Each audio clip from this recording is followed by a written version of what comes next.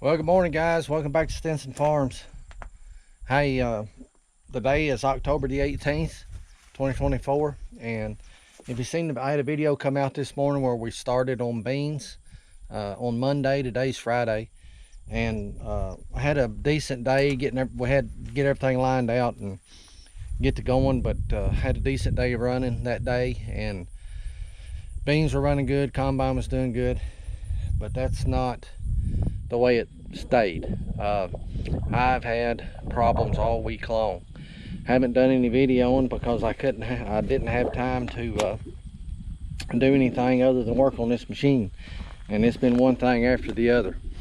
And thought that I had everything updated and all the preventative maintenance done on it I needed, and I hadn't had to go back and work on anything I worked on, but it's been a lot of stuff. But so to make a long story short, I'll go through a list of things and problems that we had.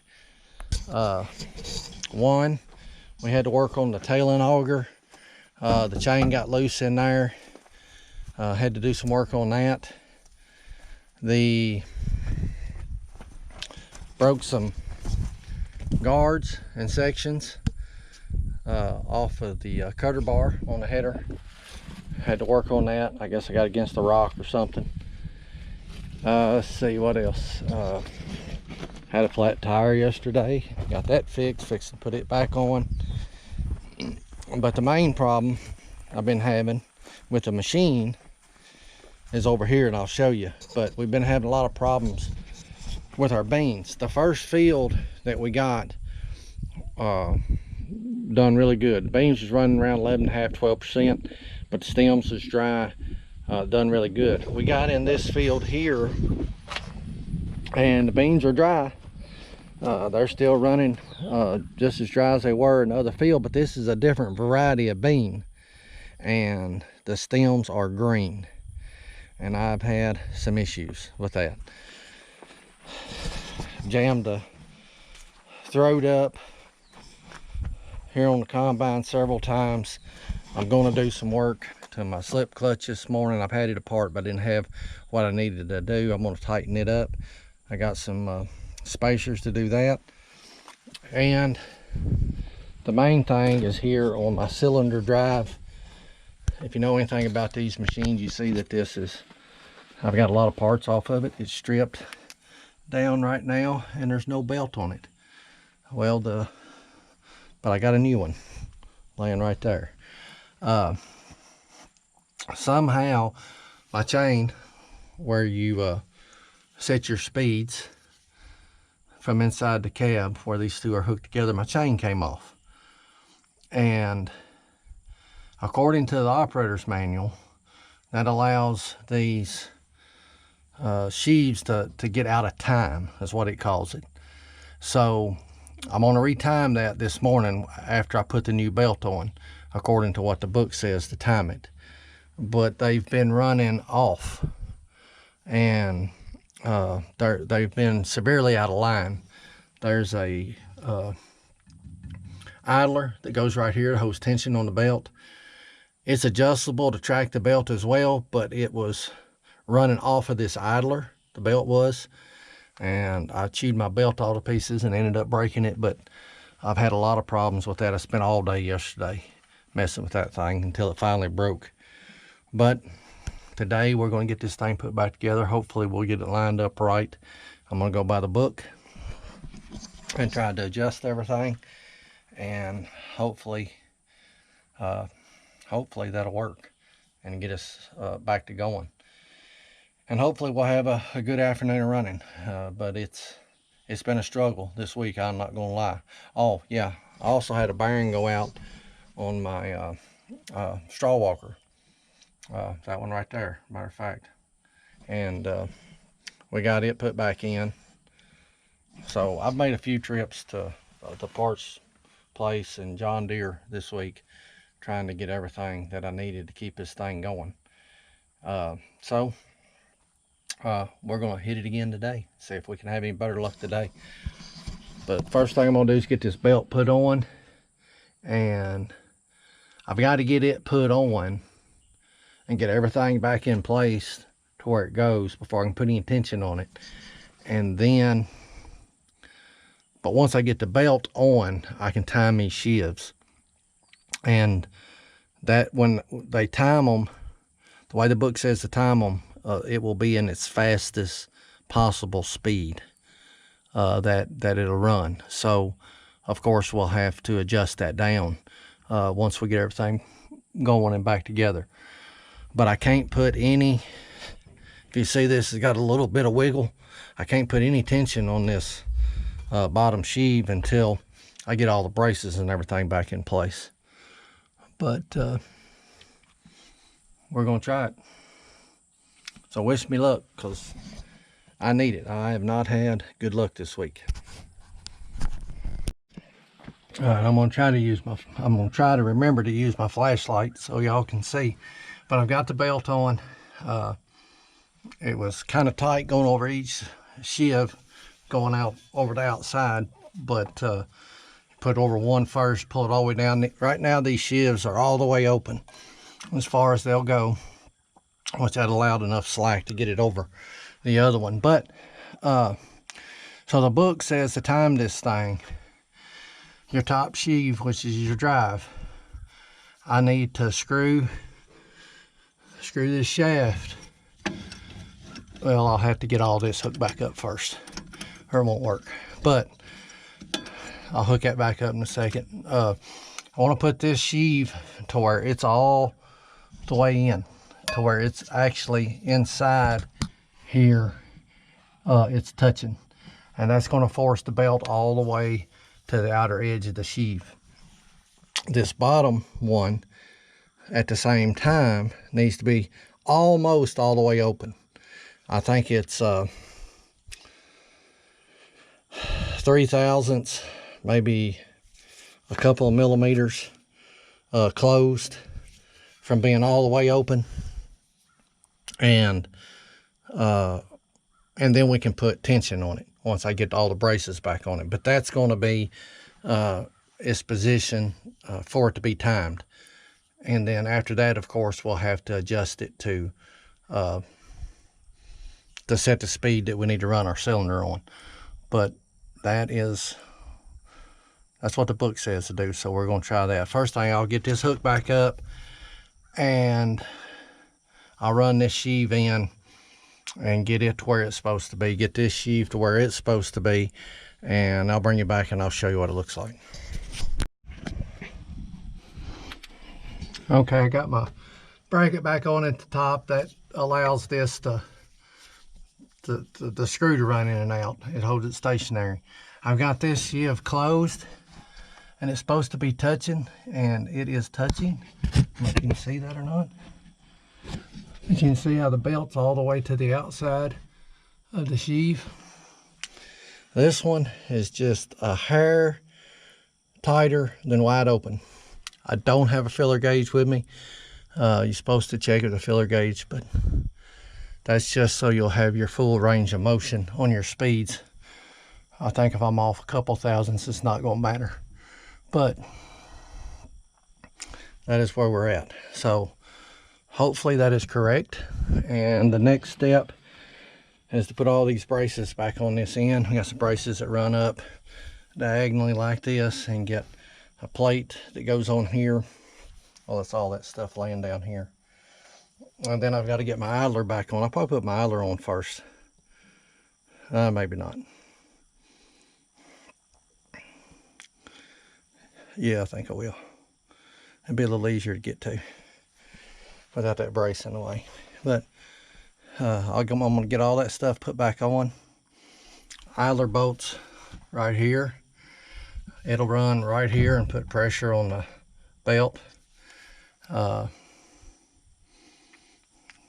then we'll get our braces on, and we'll be ready to try to line everything up. Bring you back in a minute. All right, I got the idler in place, tension idler, and I don't know if you can see this or not. This hole is fixed. This hole is slotted. So you can turn the angle of this idler to help track that belt. because you're going to have a little bit of unalignment between these sheaves whenever they're moving in and out.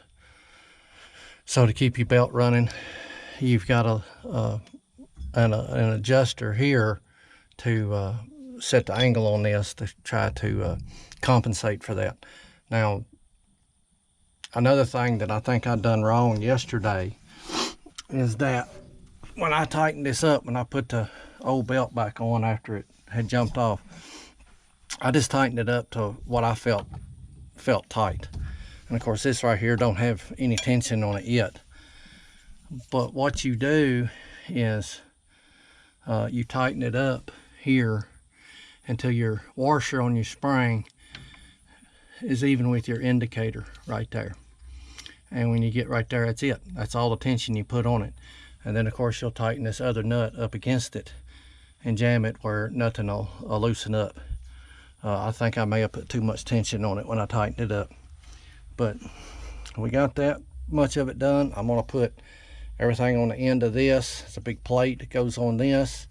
It's got a pin that holds this steady so this can turn. And it's got braces that run up and hook to the framework.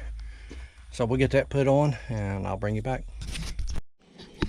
One thing I'll add before I tighten all this up, these braces run into this plate here and they got these nuts that jam together to hold it in place. These two nuts right here, I did not move. So these nuts have not been moved. I'll be able to tighten these back up against them and everything should be centered up and in its place. And then we'll have to tighten this big nut here on the end.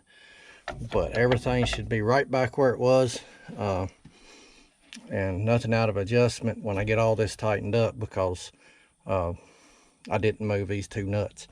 And they're bolted in place on either end and they're there solid. So everything should be good. So I'm gonna go ahead and tighten all this up and we'll be back in a minute. Okay, we got everything back in place, tightened up, got the chain back on, and all we like is adjusting the tension on our idler. And like I said, this belt's loose right now. All we're going to do is run our nut to here, and that's where we're going to leave it. And that's what the book says to do. So that's all the tension we're going to put on it. We're going to run the nut from here to here. And if you don't know, if you're familiar with these combines, you know. But if you're interested and you don't know, just set your speed on your cylinder. This is your drive. This is the shaft that runs up with the belts on it and all that turns the cylinder up here. So what this does, it's a variable speed, and when you turn this chain from inside the cab, it's going to close one sheave and open the other one at the same time. One of these is right hand thread, one of them's left hand thread, and it helps you to speed your cylinder up or down. So if this one's opening, this one's closing. If this one's opening, this one's closing, and that changes your speed. So we're going to adjust this tension on this idler, and we're about ready to give it a try and see how it's going to track. All right, we got our adjustment nut to the indicator, got our jam nut tight, got a little tension on the belt. Everything is together. We're gonna crank this thing up and throw her in gear and see what she does.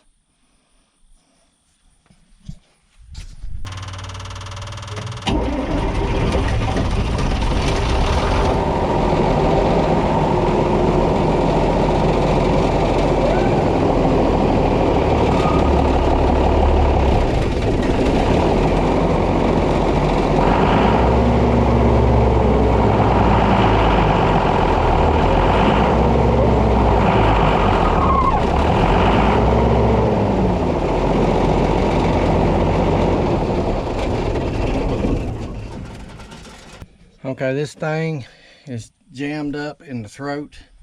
When this belt broke yesterday, I was feeding I was feeding beans in, so it has jammed it up. So what we're going to do, we're going to open our concave here. We're going to open it up all the way as far as it'll go to clean out, and we'll see if it'll push that stuff through. If not, we'll have to drop the trap door and dig some of it out, but it's not gonna start. So I don't want to put any more pressure on this brand new belt, and I have to. So I'm gonna open that up and see if it'll pull itself through. All right, that worked. Opened her up to clean out, and she went through.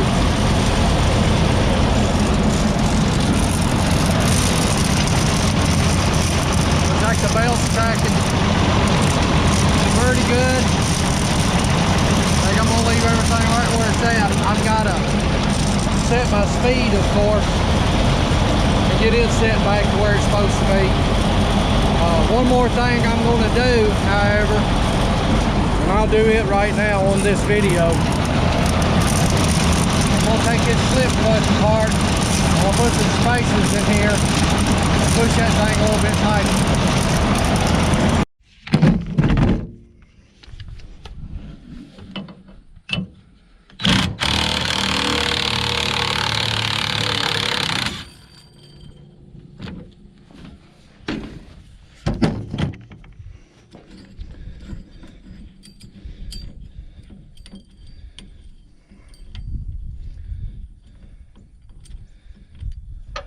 Eeks.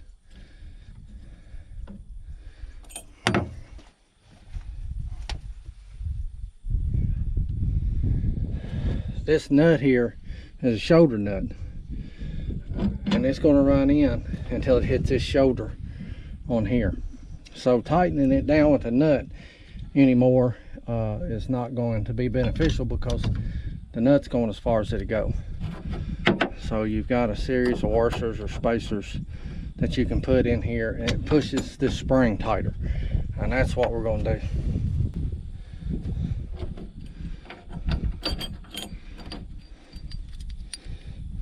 So I've got some spacers here to add up to about 3/16 of an inch. That's going to be a little much. Just back one of them off. Go right there.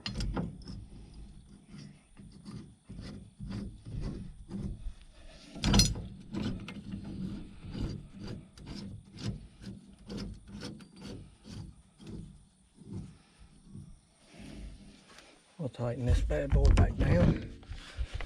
Put the jam nut on it. She'll be good.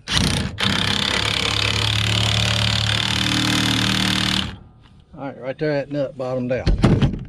That's as tight as she's going. But we gained an 1/8 inch or so pressure on that spring. So let's see if that makes a difference. In these green stem beans, I've been having it jam up on me a lot. Now that may be a blessing that it's jamming up and it ain't getting into the concave and cylinder and jamming up, but it's still activating nonetheless.